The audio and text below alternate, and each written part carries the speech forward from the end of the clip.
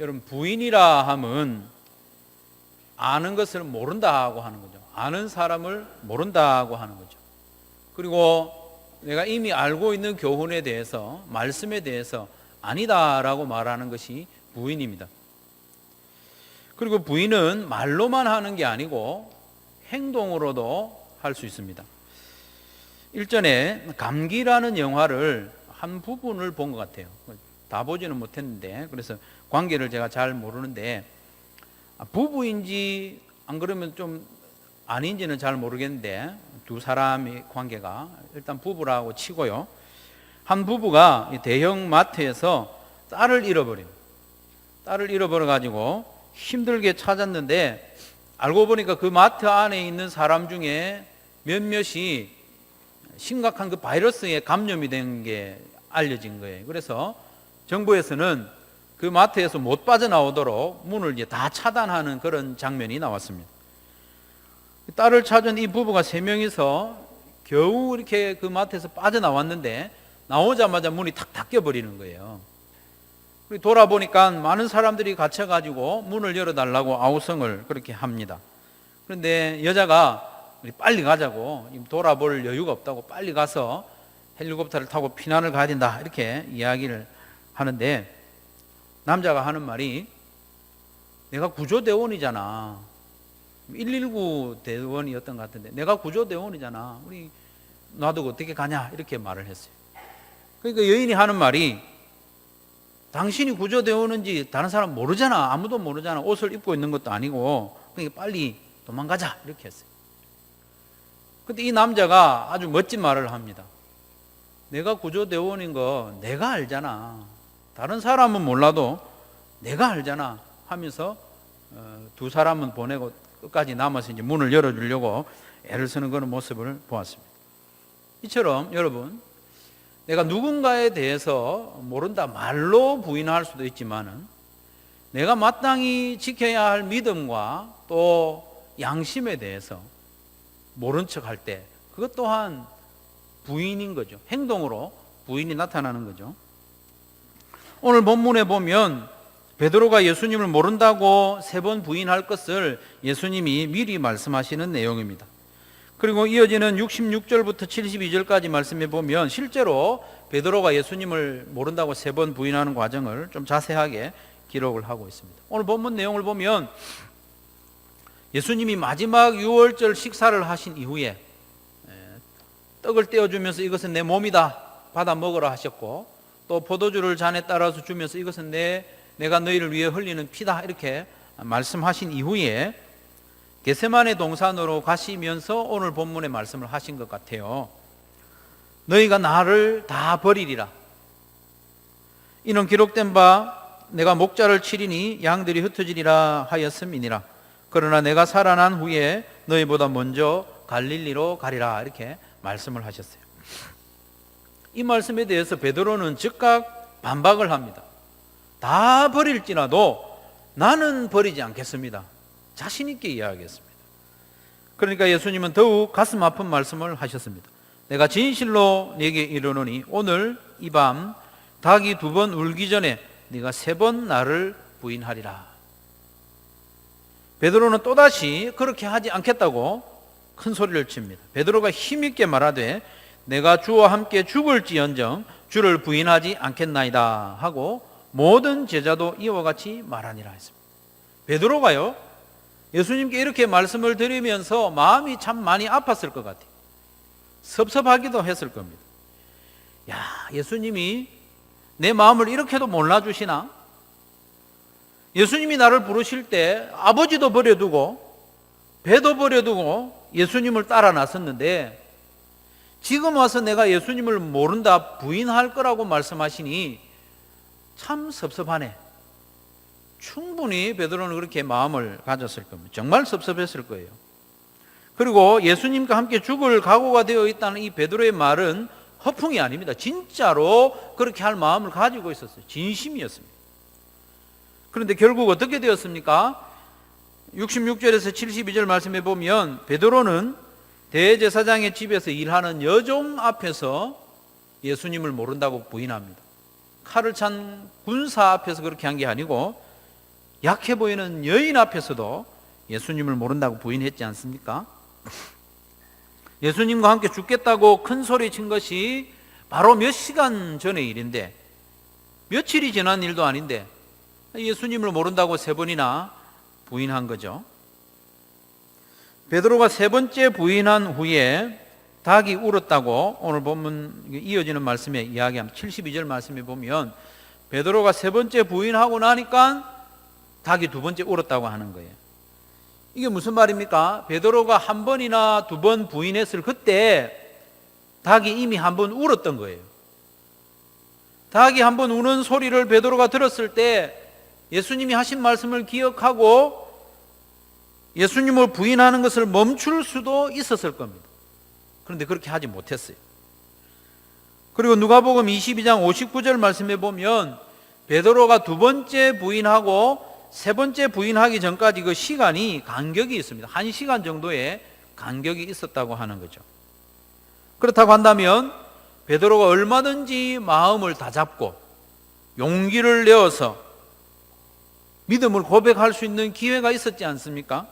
하지만 베드로는 결국 예수님의 예언대로 3번이나 모른다고 부인하고 말았습니다. 그러면 많은 제자들이 있었는데 왜 하필이면 베드로가 이런 일을 하게 되었을까? 베드로의 이 부인을 왜 부각시키고 있을까? 그것은 베드로가 예수님의 수제자였기 때문에, 자타가 공인하는 수제자였습니다. 수제자였던 베드로가 이렇게 부인을 했다면 나머지 제자들도 이런 상황이 되면 얼마든지 예수님을 부인할 수 있다. 그런 대표성을 이야기하는 겁니다. 베드로는 12제자 중에 가장 용감했고 어느 누구보다도 예수님을 사랑했습니다. 갈릴리 바닷가에서 예수님이 나타나셨을 때 베드로가요, 아직 거리가 먼데도 바다에 풍덩 뛰어들지 않습니까? 그것은 예수님을 사랑하는 마음인 겁니다. 하지만 그런 베드로였지만 자기가 장담한 대로, 자신 있게 이야기한 대로 행할 수 없었다는 겁니다. 정말 죽기까지 예수님 곁을 지킬 수 있을 것 같은 마음이었지만 실제로 그렇게 하지 못했다는 겁니다. 예수님은 지금 십자가를 지시기 전에 베드로와 제자들에게 마지막으로 교훈을 주고 있습니다. 자기의 힘을 의지하지 말라는 겁니다. 자기의 경험이나 지식이나 어떤 능력을 의지하다가는 큰 낭패를 당한다는 것을 교훈하고 있는 겁니다. 자기 자신에게 절망하도록 하시는 거죠. 예수님이 부활하신 이후에는 다시 이들에게 사명을 맡겨야 되는데 이들로 하여금 먼저 절망하는 맛을 보여주고 싶으셨던 겁니다. 자기 힘으로는 안 된다는. 우리의 신앙생활과 우리의 섬김도 마찬가지입니다. 내가 신앙생활 이만큼 했으니까 이제 뭔가 좀 섬길 수 있을 것 같아. 내가 보고 들은 것도 있고 이제 할 수 있을 것 같아 해서 헌신하여 섬기는 가운데 처음에는 뭔가 좀 되는 것 같아요. 생각한 대로 뭔가 되는 것 같은데 시간이 좀 지나면 지날수록 이게 아니구나. 내 힘으로 할 수 있는 일이 아니구나. 그게 느껴지는 거예요. 그러면서 자기 자신에 대해서 절망을 하게 됩니다. 주님께서 맡기신 사명을 신실하게 감당하는 그 과정에는 이 절망의 순간이 꼭 필요합니다. 자기 자신에게 절망한 이후에라야 주님을 위해서 제대로 헌신할 수 있기 때문입니다. 베드로의 이런 모습을 통해서 우리도 동일한 교훈을 받습니다. 우리는 우리 자신을 믿어서는 안 됩니다. 나의 경험을, 나의 결심을 나는 한번 한다면 하는 사람이야. 그런 고집 또한 믿을 수가 없습니다. 장담할 수 없습니다. 우리는 언제든지 넘어질 수 있고 우리는 언제든지 예수님을 실망시킬 수 있는 연약한 존재라는 것을 우리 베드로의 모습을 통해서 우리가 인정해야 됩니다. 베드로처럼 가봐야 알 수 있는 것이 아니고 베드로의 모습을 통해서 우리를 볼 수 있는 지혜가 있어야 하는 것이죠. 예수님은 자기를 버리고 도망한 제자들과 또 예수님을 모른다고 부인한 베드로를 위해서 십자가의 길을 가셨습니다. 예수님이 십자가를 지신 것은 자기에게 도움을 요청하는 불쌍한 사람들을 위해서 십자가를 진 게 아니에요. 자비의 손길을 애절하게 구걸하는 그 사람을 위해서 십자가의 길을 가신 게 아니라는 겁니다. 예수님을 버린 사람들, 예수님을 모른다고 부인한 사람들, 예수님의 원수를 위해서 십자가의 길을 가셨고 십자가를 지셨다는 것입니다. 3년 동안 함께 생활했고 방금까지 식사를 함께 했고 자기 목숨을 걸면서 예수님 곁을 지키겠다고 장담했던 그 사람이 부인했지 않습니까? 그러나 예수님은 그를 위해서 십자가의 길을 가셨습니다. 여러분, 부인의 역사는 오래되었습니다. 하나님과 사람 사이를 갈라놓는 모든 죄는 이 부인의 결과입니다. 창세기 3장에 등장하는 인류 최초의 범죄도 하나님께 대한 부인으로부터 출발했습니다. 아담과 하와는 하나님을 부인했습니다. 하나님이 창조주이심을, 하나님이 주인이심을, 자기들은 피조물임을 인정하기 싫었습니다. 그것을 부인했죠. 그래서 하나님이 금하신 선악과를 먹게 되었습니다. 베드로의 이 부인은 아담과 하와의 부인과 연결이 되어 있습니다. 뿐만 아니라 예수님을 부인한 베드로는 하나님을 부인하고 하나님을 인정하기 싫어하는 모든 사람을 대표합니다. 하나님의 말씀을 부인하고 하나님의 말씀의 권위를 인정하지 않으려는 모든 사람의 죄와 이 베드로의 부인이 연결이 되어 있는 것이죠. 그래서 예수님의 십자가 죽음은 자기를 부인하는 모든 죄인들을 위한 것이었습니다. 바로 저와 여러분을 위해서 예수님이 십자가에서 죽어주신 것이죠. 그러면 우리는 어떻게 살아야 됩니까? 예수님의 은혜로, 십자가의 은혜로 구원받은 우리는 우리의 삶을 돌아볼 때에 예수님을 부인하지 않고 매사에 예수님을 인정하며 살아가고 있는가? 그것이 우리에게 있는 문제입니다. 나를 위해서 십자가에 달려 돌아가신 예수님을 내 삶에서 나는 온전히 인정하면서 살아가고 있는가? 하지만 안타깝게도 우리는 여전히 예수님을 부인하는 순간이 자주 있습니다.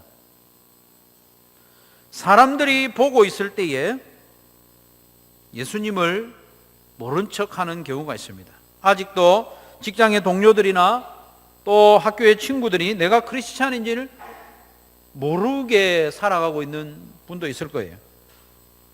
내가 크리스찬이라는 것이 알려지면 왠지 내 행동에 제약이 많이 있을 것 같고, 화가 나도 성질도 제대로 못 부릴 것 같고, 또 괜히 메사에 섬기고 착한 모습으로 살아야 할 것 같은 그런 부담감에 내가 크리스찬이라는 것을 말하지 않고 지내는 분도 있을 거예요. 그 또한 예수님을 부인하는 모습의 한 가지입니다. 시간 사용에 있어서도 예수님을 부인하는 경우가 있습니다. 예수님이 나를 구원해 놓으시고 하나님의 자녀로 만드신 이후에 나와 시간을 함께 가지기를 원하시는 거죠. 늘 함께 하기를 원합니다. 그런데 나는 자꾸 예수님을 바람맞히는 경우가 있습니다.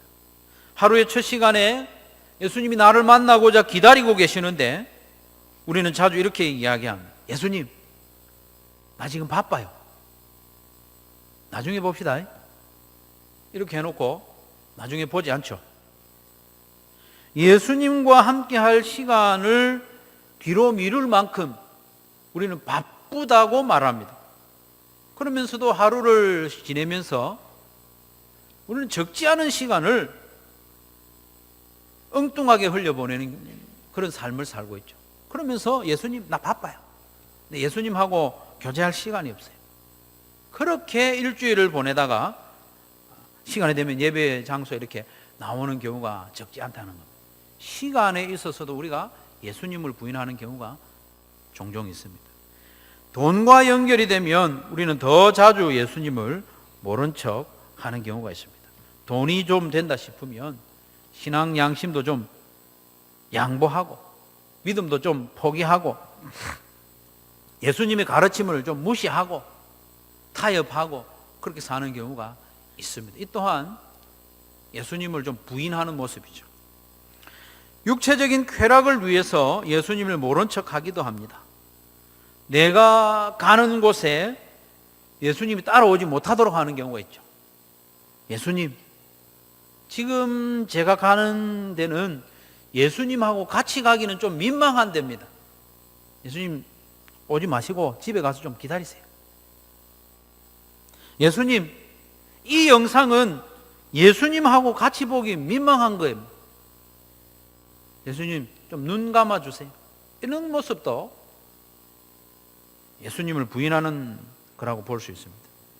심지어 우리는 예배를 드리는 중에도 또 말씀을 읽고 듣는 중에도 부인하는 경우도 있습니다. 예수님께서 나의 마음에 은혜를 베풀어 주실 때가 있습니다. 때로는 내 마음에 좀 부대끼는 말씀을 하실 때도 있습니다. 그러면 반박하죠. 예수님 그런 말씀 하지 마세요. 부담스럽습니다. 예수님 내 삶에 너무 깊이 간섭하려고 하지 마십시오. 이건 지금까지 내가 살아오던 스타일이고 내 삶의 방식인데 왜 고치라고 합니까? 예수님 그건 내가 듣기 싫습니다. 예수님의 말씀에 대해서 노골적으로 거부하는 것, 이 또한 예수님을 부인하는 한 모습이라는 것이죠. 예수님을 적당한 거리에 두고 싶어하는 그런 예수님이 기뻐하시는 모습이 아닙니다. 그러면 우리는 어떻게 살아가야 할 것인가? 오늘 당장 나는 모든 영역에서 예수님을 나의 구세주로 인정하고 내 삶의 주인으로 인정하면서 살겠습니다. 어떤 상황 가운데서도 나는 예수님을 부인하지 않겠습니다. 이렇게 결단할 수도 있죠. 그렇게 결단해도 됩니다. 하지만 그렇게 결단을 하면 우리는 짧은 시간 안에 우리가 자기에 대해서 또 실망하고 낙심하는 경우가 있는데, 그렇게 하기보다는 우리 하루하루의 삶에서 예수님을 점점 덜 부인하는 삶을 살겠다, 그렇게 결단을 하는 것이 좋겠습니다. 이게 신앙의 발전 단계거든요. 우리의 삶에서 가장 심각하게 예수님을 부인하고 있는 부분이 있을 거예요. 아니면 습관적으로 예수님을 실망시켜드리는 부분이 있을 겁니다. 그런 부분에서 우리가 도전하는 겁니다. 한꺼번에 모든 것을 하기보다는 가장 시급한 부분, 심각한 부분, 습관적인 부분, 그 부분에서 내가 예수님을 부인하지 않는 삶을 살아낼 수 있도록 결단하고 기도하는 겁니다. 늘 마음에 걸리는 부분이 있습니다. 그 부분을 해결하는 겁니다. 학교에서나 직장에서 식사 기도를 제대로 하는 것만 해도 예수님을 부인하지 않는 결단이 될 수 있습니다. 매일 아침 10분, 20분간만이라도 예수님을 만나는 시간을 가지는 것, 그걸 결단하는 것도 예수님을 부인하지 않는 좋은 습관인 것이죠. 예배와 목장의 우선순위를 두는 것도 예수님의 마음을 아프게 하지 않고 예수님을 부인하지 않는 모습입니다. 오늘은 무슨 일이 생기면 쉽게 예수님 만나는, 예배하는 시간을 포기하는 경우가 있는데, 이런 부분도 예수님을 부인하는 한 모습인 거죠. 그러면 우리는 어떻게 하면 예수님을 점점 덜 부인하는 삶을 살아갈 수 있겠습니까? 어떻게 하면 그 좀 우리의 삶에서 실제적으로 연습이 되고 발전이 되겠습니까? 그것은 결심하는 것과 함께 기도하는 생활을 해야 합니다. 기도가 비결입니다. 기도가 예수님을 부인하지 않는 비결인 이유는 기도라는 그 자체가 나를 부인하는 행위이기 때문입니다. 기도는 나를 부인하는 것이거든요. 예수님께서 말씀하시기를 너희는 자기를 부인하고 자기의 십자가를 지고 나를 따르라고 했습니다. 기도하지 않고는 자기를 부인할 수 없습니다. 기도하지 않는 성도는 어떻게 하든지 자기 힘으로 뭔가 해보려고 하는 거죠. 자기의 지식과 자기의 경험, 의지하는 거죠. 자기를 부인해야 예수님을 부인하지 않을 수 있습니다. 예수님께서도 그렇게 하셨습니다. 베드로가 예수님을 부인할 것을 말씀하신 이후에 예수님은 곧바로 기도의 자리에 가십니다. 처음 가신 장소가 아니고 늘 기도하던 그 장소를 예수님이 가셨던 거죠. 겟세마네 동산입니다. 예수님도 지금 하나님께서 맡기신 그 사명을 좀 부인하고 싶은 마음이 있어요. 하나님께서 맡기신 그 십자가의 길을 좀 외면하고 싶은 마음이 있는 겁니다. 그래서 예수님은 심각하게 기도에 들어갑니다. 36절에 보면 아빠, 아버지요. 예수님이 하나님을 아빠라고 부르는 거예요. 아빠, 아버지요. 얼마나 아버지를 의존하는 모습입니까? 아빠, 아버지요. 아버지께는 모든 것이 가능하오니 이 잔은 십자가를 지는 대속의 죽음을 말합니다. 이 잔을 내게서 옮기시옵소서. 그러나 나의 원대로 마옵시고 아버지의 원대로 하옵소서. 예수님도 이 길을 외면하고 싶었던 거죠. 하나님께서 맡기신 그 사명을 좀 부인하고 싶었던 겁니다.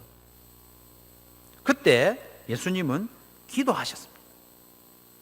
그러면서 제자들에게 말씀하시기를 38절에 시험에 들지 않게 깨어있어 기도하라. 기도해야 시험에 들지 않고 기도해야 부인하지 않을 수 있기 때문입니다. 예수님이 원하시는 일, 예수님이 기뻐하시는 일을 버리고 내가 원하는 길로 가는 것이 바로 예수님을 부인하는 거거든요. 물리적인 위협 앞에서, 또 물질적인 유혹 앞에서, 또 하나님이 기뻐하지 않는 그런 쾌락 앞에서, 세상의 이 인본주의 물결 앞에서, 자존심이 상하는 상황 앞에서 예수님이 기뻐하시는 그 길, 이미 말씀하신 그 진리, 그것을 좀 변형시키거나 포기하고 내가 원하는 대로 가는 그것이 예수님을 부인하는 길입니다. 예수님을 부인하지 않기 위해서 우리는 기도해야 합니다.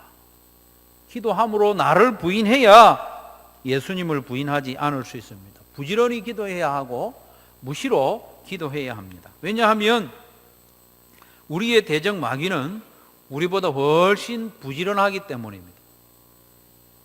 마귀는 우리의 마음속에 훨씬 더 자주 속삭입니다. 예수님을 3번 부인했던 베드로는 나중에 후회하는 마음으로, 뉘우치는 마음으로 성도들에게 이렇게 당부합니다. 근신하라, 깨어라, 깨어서 기도하라. 너희 대적 마귀가 우는 사자같이 두루다니며 삼킬 자를 찾는다. 기도를 통하여 자기를 부인하는 삶을 연습하시기를 바랍니다. 자기를 부인하지 않으면 예수님을 부인하게 되고, 자기를 부인하지 않는 것은 자기를 의지하는 것이죠. 자기의 결심을 믿고 자기의 경험이나 실력을 믿는 사람은 매우 위험합니다. 자기를 부인하며 기도하는 사람이야말로 결정적일 때에 예수님을 부인하지 않고 예수님이 기뻐하시는 대로 선택할 수 있는 것이죠. 서문화의 감독 폴리갑 이야기는 매우 유명한 이야기입니다. 주후 155년경에 순교를 한 인물이죠. 폴리갑을 죽이기 위해서 무장한 병사들이 체포하러 왔을 때에 폴리갑은 자기를 붙잡으러 온 병사들을 위해서 음식을 좀 차려주게 합니다. 음식을 차려서 대접합니다. 그렇게 병사들이 음식을 먹는 시간 동안 기도할 수 있도록 요청합니다. 그래서 그 허락을 받고 폴리갑은 1시간 기도하기로 허락을 받고 기도를 했습니다. 그런데 폴리갑은 약속한 1시간이 훨씬 지나도 계속 기도합니다. 2시간 동안 기도를 합니다. 그렇게 기도를 마치고 처형장으로 끌려갑니다. 끌려가니까 거기에 기다리고 있던 총독이 폴리갑을 배려합니다. 폴리갑의 명성도 있고 또 나이가 매우 많은 사람이기 때문에 그를 좀 풀어주고 싶은 마음에 이렇게 제안을 합니다. 그리스도를 한번 욕해라. 그러면 내가 너를 석방해 주겠다. 폴리갑은 이렇게 대답합니다. 86년 동안 예수님은 한 번도 나를 부인하지 않으셨는데 내 어찌 나를 위하여 십자가를 지신 예수 그리스도 나의 왕을 부인할 수 있겠습니까? 내가 어찌 그를 욕할 수 있겠습니까? 그래서 결국 폴리갑은 불에 타서 죽었습니다. 폴리갑 이야기를 들으면 기가 좀 죽죠. 나는 저렇게 할 수 없을 것 같아. 그런데 폴리갑의 위대한 순교는 하루아침에 일어난 일이 아닙니다. 그의 삶의 순간순간에 작은 일에서부터 자기 욕심 따라 결정하지 아니하고 주님께서 기뻐하시는 일을 따라 결정하는 연습을 한 겁니다. 예수님을 부인하지 않는 연습을 작은 일에서부터 해온 거죠. 그런 삶이 모여서 이 죽음이라고 하는 결정적인 순간에도 예수님을 부인하지 않을 수 있는 그런 믿음을 보여준 겁니다. 무엇보다도 폴리갑은 기도의 사람이었습니다. 늘 기도하는 사람이었습니다. 일상 가운데서도 기도했고 무시로 기도하며 무엇보다도 큰 일을 만났을 때 기도하는 사람이었습니다. 기도하는 사람이었기에 이렇게 결정적인 순간에 주님을 기쁘시게 하는 편을 선택할 수 있었던 것이죠. 사랑하는 성도 여러분, 우리도 오늘 당장 폴리갑과 같은 위대한 순교자가 되리라, 하루아침에 그렇게 되리라 결단하기보다는 오늘 내 삶 가운데 내가 유혹받는 부분이 있습니다. 주님이 기뻐하시는 줄 알면서도 순종하지 못하는 그런 부분에 있어서 예수님을 부인하지 않고 믿음을 따라 결단할 수 있도록 그렇게 결단하고 기도하는 성도들이 되시기를 바랍니다. 사람들의 시선에 대해서 물질적인 유혹과 예수님의 눈살이 찌푸려질 만한 그런 쾌락들, 도도하게 흐르는 이 인본주의의 물결들, 그리고 예수님과의 만남을 뒤로 밀어내는 그런 바쁜 일정들, 그런 것들 앞에서 예수님이 기뻐하시는 결정과 행동을 할 수 있도록 결단하고 기도하는 성도들이 되시기를 바랍니다. 그럴 때에 우리의 삶에서 예수님을 부인하는 부분이 점점 줄어듭니다. 점점 덜 부인하고 점점 더 고백하는 삶을 살아갈 수 있습니다. 그렇게 살아가는 연습을 매일매일 해 나갈 때 결정적인 때가 옵니다, 여러분. 결정적인 때가 옵니다. 결정적인 때는 일찌감치 찾아오지 아니하고 우리가 좀 신앙이 무르익었을 때, 연습이 좀 되었을 때 찾아옵니다. 내가 그토록 소중하게 여겼던 것들 내려놓고 주님이 기뻐하시는 선택을 해야 하는 그런 결정적인 때가 옵니다. 그때 예수님을 부인하지 않기 위해서는 일상 가운데 작은 일에서부터 예수님을 부인하지 않는 연습을 하고 또 기도하는 삶을 연습을 해야 됩니다. 그렇게 살아가서 예수님을 부인하지 않는 삶이 온전히 이루어지는 저와 여러분 되시기를 주님의 이름으로 축원합니다. 말씀을 기억하면서 같이 한번 기도하기를 원합니다. 저는 베드로의 모습을 볼 때마다 마치 거울을 보는 것 같아서 얼굴이 화끈거립니다. 제가 목사지만 하나님 앞에서 이렇게 좀 더 잘 살아보겠노라 그렇게 결단을 하지만 자주 이렇게 넘어지는 때가 있습니다. 여러분도 그럴 때가 있을 거라고 생각을 합니다. 베드로처럼 장담하다가 넘어지는 그런 모습이 아니라 나를 부인하고 나의 연약함을 인정하고 하루하루의 삶 가운데 작은 것에서부터 주님이 기뻐하시는 쪽으로 결단하고 순종하는 삶을 살 수 있도록, 기도하는 삶을 살 수 있도록 우리 같이 한번 기도하겠습니다.